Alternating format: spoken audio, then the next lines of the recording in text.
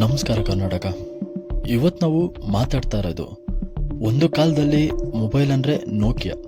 ಬರೀ ಭಾರತ ಅಷ್ಟೇ ಅಲ್ಲ, ಪ್ರಪಂಚದಾದ್ಯಂತ ನೋಕಿಯಾ ಫೋನ್ ಇಲ್ಲದ ಮನೆಗಳು ಅತ್ಯಂತ ಕಡಿಮೆ.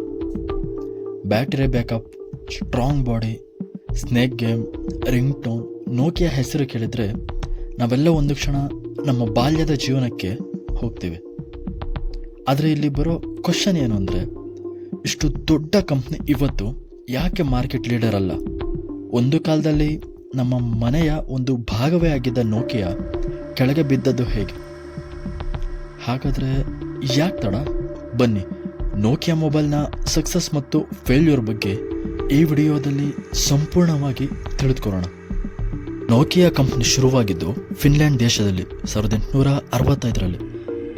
ಆದರೆ ಮೊದಲಿಗೆ ಈ ನೋಕಿಯಾ ಮೊಬೈಲ್ ಕಂಪ್ನಿ ಆಗಿರಲಿಲ್ಲ, ಬದಲಾಗಿ ಪೇಪರ್, ರಬ್ಬರ್ ಪ್ರಾಡಕ್ಟ್ಸ್ ಮಾಡ್ತಿತ್ತು. ನಂತರ ಟೆಕ್ನಾಲಜಿಗೆ ಶಿಫ್ಟ್ ಆಗಿ ಟೆಲಿಕಾಂ ಇಂಡಸ್ಟ್ರಿಗೆ ಬಂತು. 1999 2000ದ ಆರಂಭದಲ್ಲಿ ನೋಕಿಯಾ ಮೊಬೈಲ್ ಮಾರ್ಕೆಟ್ನ ಡಾಮಿನೇಟ್ ಮಾಡಿತು. ಎಷ್ಟರ ಮಟ್ಟಿಗೆ ಅಂದರೆ 2003ರಲ್ಲಿ ಬಂದ ನೋಕಿಯಾ 1100 ಫೋನ್ ಇತಿಹಾಸದಲ್ಲಿ ಅತಿ ಹೆಚ್ಚು ಮಾರಾಟವಾದ ಫೋನ್ಗಳಲ್ಲಿ ಇದು ಒಂದು ದಾಖಲೆ ಬರಿತು. ನಮ್ಮ ಭಾರತದಲ್ಲಂತೂ Nokia 3310, 6600, N series, Xpress Music ಇವುಗಳು ತುಂಬ ಫೇಮಸ್. ಆ ಸಮಯದಲ್ಲಿ ಫೋನ್ ತೆಗೆದುಕೊಳ್ಳೋರು ಒಂದೇ ಮಾತು ಹೇಳ್ತಿದ್ರು, ಬ್ಯಾಟರಿ ಬೇಕಾ, ನೋಕಿಯಾ ತಗೋ ಅಂತ. ಈ ಮಾತು ನಿಮ್ಮಲ್ಲೂ ಕೂಡ ತುಂಬ ಜನ ಕೇಳಿರ್ಬೋದು ಅಲ್ವಾ? ನೋಕಿಯಾದ ಪೀಕ್ ಟೈಮ್ 2007ರ ಸಮಯದಲ್ಲಿ ನೋಕಿಯಾ ಪ್ರಪಂಚದ ನಂಬರ್ 1 ಮೊಬೈಲ್ ಬ್ರ್ಯಾಂಡ್ ಆಗಿತ್ತು.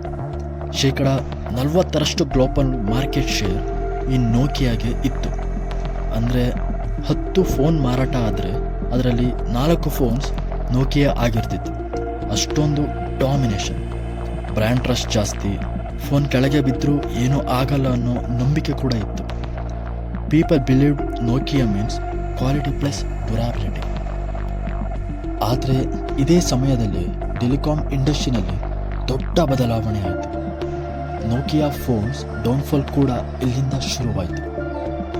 2007ರಲ್ಲಿ ಆ್ಯಪಲ್ ಐಫೋನ್ ಲಾಂಚ್ ಆಯಿತು. ನಂತರ ಆ್ಯಂಡ್ರಾಯ್ಡ್ ಫೋನ್ಸ್ ಕೂಡ ಬಂತು. Touch screen, apps, internet experience, smart features ಫಾಸ್ಟಾಗಿ ಗ್ರೋ ಆಯಿತು. ಆದರೆ ನೋಕಿಯಾ ಇನ್ನೂ ಹಳೆಯ ಸಾಫ್ಟ್ವೇರ್ ಸಿಸ್ಟಮ್ ಮೇಲೆ ಡಿಪೆಂಡ್ ಆಗಿತ್ತು. ಕಂಪನಿ ಚೇಂಜ್ ಅಕ್ಸೆಪ್ಟ್ ಮಾಡೋದು ತುಂಬ ಸ್ಲೋ ಆಯಿತು. ಮ್ಯಾನೇಜ್ಮೆಂಟ್ ಒಳಗೆ ಕನ್ಫ್ಯೂಷನ್ ಇತ್ತು. ಹೊಸ ಇನೋವೇಷನ್ ಸ್ಪೀಡ್ ತುಂಬ ಕಮ್ಮಿ ಆಯಿತು. ಸ್ಯಾಮ್ಸಂಗ್, ಆ್ಯಪಲ್, ನಂತರ ಚೈನೀಸ್ ಬ್ರ್ಯಾಂಡ್ಸ್ ತುಂಬ ವೇಗವಾಗಿ ಮಾರ್ಕೆಟ್ ಡಾಮಿನೇಟ್ ಮಾಡೋಕ್ಕೆ ಶುರು ಮಾಡಿದ್ವು.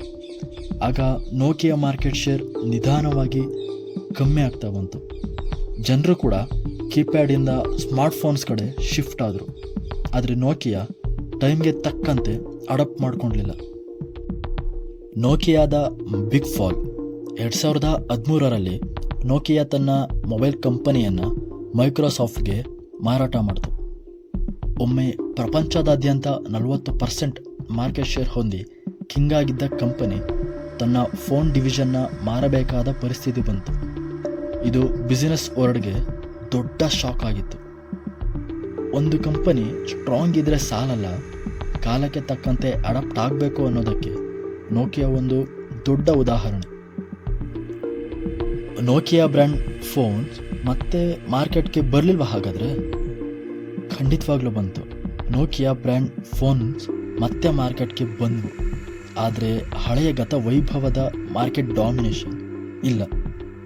ಈ ನೋಕಿಯಾಯಿಂದ ನಾವು ಕಲಿಯಬೇಕಾದ ಪಾಠ ಏನಂದರೆ, ಸಕ್ಸಸ್ ಯಾವತ್ತೂ ಪರ್ಮನೆಂಟ್ ಅಲ್ಲ, ಕಾಲಕ್ಕೆ ತಕ್ಕಂತೆ ಬದಲಾಗಬೇಕು.